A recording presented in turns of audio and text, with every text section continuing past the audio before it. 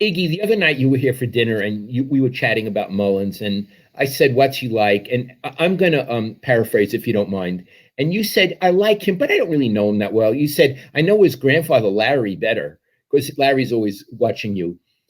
You said, "But what I like is I really like the idea of Mullins." Could you elaborate on that? Yeah. It's not that Mullins is super nice to me. I mean, when I do go into the locker room, which I'm not allowed to anymore, he say, "Hi, Grant, how are you?"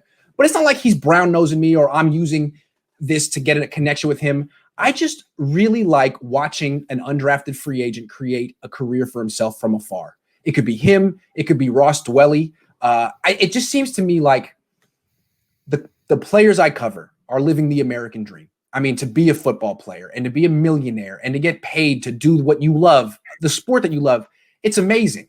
But most of the people who get to do it were identified at 13, 14 years old, and they've been on this superstar track that no one can relate to.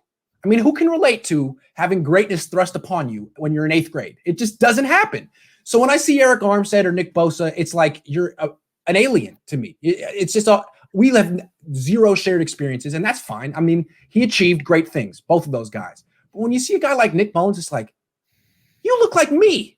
You're 6 feet tall, you're 180 pounds, but you actually willed yourself into this locker room as a player. I mean, there must be something so special about you that isn't necessarily your athleticism, your gifts. People didn't spot you. You were undrafted. The whole league was like, "You're not going to make it, buddy." And you did.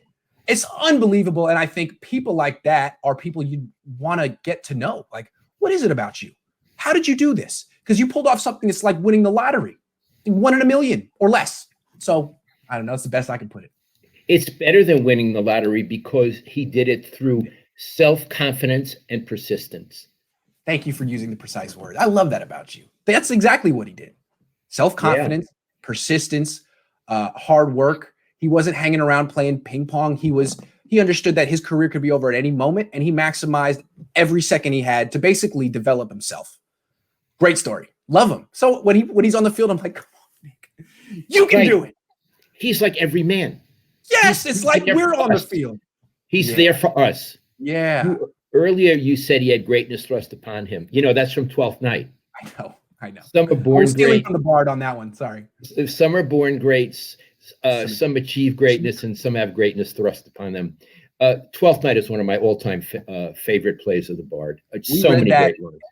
Freshman year of high school, and even then, you could tell how funny it was. It's hilarious. It's blessed. Yeah. Thanks for bringing in 12th Night. That's really nice that you did that. Tell us a little about Larry, his grandfather. Where does he live, and how did you get to know Larry? Larry lives in Hoover, Alabama. Every time I do a Periscope, he comes on and writes Hoover, Alabama. He's like checking in, doing attendance. He loves watching me talk about the 49ers. I can understand why. I talk about his son an awful lot, and I have the nicest things to say. But I think even if I don't talk about Nick Mullens, he watches every single Periscope, which is so nice. It's like he's my grandfather. And so when I used to be in the locker room, I'd go up to Nick and I'd say, "Hey, Nick, I talked to your grandfather yesterday. He says hi." And he's like, "Man, that's so funny. He is your biggest fan. He never misses anything that you have to say." So he's really cool. And yesterday I was doing one of these live, and we were asking, I took some questions at the end, and he had a question. It was interesting. He said, "Do you know if the 49ers and Jets were using the same type of cleats with the same type of soles on Sunday?" Think about it. If I were playing in MetLife Stadium starting next Sunday, wouldn't you be a little bit nervous about my knees and my ankles and what I was wearing? Because after seeing all those people get hurt. So that's on Larry Mullens' mind. Like, is Nick okay? Like, is he going to be all right out there? So he said, "Please ask Kyle, like, what's going on with Surface." And so I did. And so he directed a question for the Shanahan press conference yesterday. And Shanahan basically said, "Yeah, that's kind of up to the training staff, the equipment staff. They'll have to look into it." Like, I don't know. His answer was basically, "I don't know." So Larry Mullens brought it to his attention. Kyle's answer was, "I don't know." It's like, it's not my department. Not my department. Well, buddy, how many guys are you going to lose to ACL injuries before you make it your department? Larry Mullens is concerned. Figure it out. I liked it. Bring it onto the table. We need to talk about this.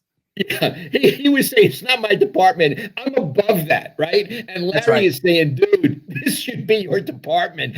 Hey, Larry, we've never met. Larry, I think so much of you and of your grandson. And Yes. thanks that you like my kid. And what's so cool about it is I'm sure Nick and Kyle both have no idea that Larry's in the background coordinating the media coverage of this game. Like, Grant, you need to ask Kyle about the soles and the cleat. And Kyle wasn't prepared. Nick probably has no idea that his dad is over there in Hoover, like telling, but it's great. I love it. And you know what, Larry? It was a good question. They should think about stuff like that. If the Niners are whining and complaining about the turf, which may be an issue, well, then how come the Jets didn't have 8 ACL injuries? Figure it out. Find the issue. Find the solution, because Larry Mullens is concerned and I'm concerned for him. You know, Larry asking the question and you asking it of Kyle about cleats, and Kyle going, cleats? Tell the Derek Jeter story. Oh, okay. It's So an analogy, right? yes, when I was like 23 and I was trying to break into the industry, I had to do features. So I was working for CSN Bay Area, which is now NBC, and I was writing a story about baseball players and their bats. It was a really good idea. I'm sure it was yours. Interview players about what kind of bats they use and why they like the ones they like. And the thing about it is, like, I played baseball. Like, a bat is like, it's almost like your girlfriend. You have emotions. You take care of it. If it breaks, you feel sorry. A lot of these players have emotional connections to their bats, and it was a great topic. I interviewed all kind of players: Jason Giambi, Mark Teixeira, guys who had a lot to say, good players. Then I got to Derek Jeter. He was at an A's game, and he had his back to me. He was all by himself at his locker. He'd probably just gotten back from batting practice or going to it. And I said, Derek, do you have a quick minute? I just want to ask you a couple of questions about your bats. And he looked at me like over his shoulder, not even the full turn. He said, what? I said, just a couple questions about your bats if you have a minute. He goes, my bats? He goes, no, and just walked away. No. No. Iggy, Now, it wasn't as rude as Aubrey Huff, who was like, couldn't even make eye contact with me. But Derek Jeter was like, dude, get out of here before I step on you. He actually said, like, bats? Dude, bats. Like, what the hell? Yeah. And it's true. Giambi was poetic. And when I looked at Jeter, I thought, you know, you're a great ball player. I'm going to vote for you for the Hall of Fame. Not an interesting man. No, zero depth. Zero depth. I bet A-Rod could have given a better answer than that. A-Rod's actually really good on television. I'm sure he could have. I'm sure he could. So I thought, not an interesting man. Okay. Nope. Do we have any other topics? I don't think we do. We might be out of topics for today. We might be out of topics. We got my brother coming up next. So why don't we talk to him? Okay, I think that's a wonderful segue. In Yiddish, you talk about the family, the mishpucha. We got the mishpucha on today. We got Grant and his older brother and me. That's right.